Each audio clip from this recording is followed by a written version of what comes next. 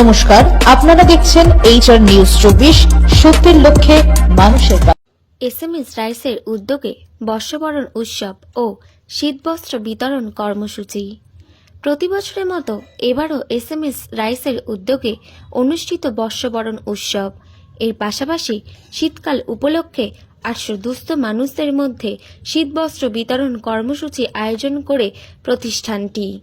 আজকের এই মহতী কর্মসূচিতে উপস্থিত ছিলেন শান্তিপুর পৌরসভার পৌরপতি সুব্রত ঘোষ, শান্তিপুর বিধানসভার বিধায়ক ডক্টর ব্রজকিশোর গোস্বামী, শান্তিপুর পৌরসভার একাধিক কাউন্সিলর এবং বিশিষ্ট সমাজসেবীরা।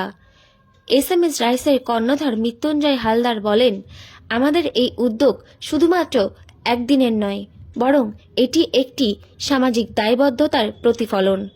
অসহায় মানুষদের পাশে দাঁড়ানোর আমাদের কর্তব্য। ভবিষ্যতেও এই ধরনের কর্মসূচি অব্যাহত থাকবে। সন্ধ্যায় অনুষ্ঠিত মনোজ্ঞ বিচিত্রা অনুষ্ঠান সবার মনোরঞ্জন করে। এই আয়োজনকে ঘিরে এলাকাবাসীর মধ্যে ব্যাপক উৎসাহ দেখা গেছে। বর্ষবরণের এই উৎসব শুধু বিনোদন নয়, বরং মানবতার এক উজ্জ্বল দৃষ্টান্ত হয়ে উঠেছে।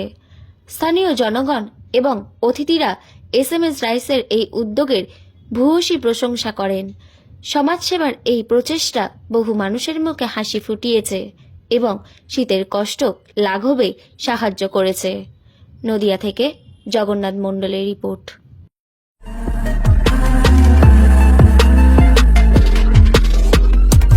নমস্কার, আপনারা দেখছেন HR নিউজ 24, সত্যের লক্ষ্যে মানুষের পাশে।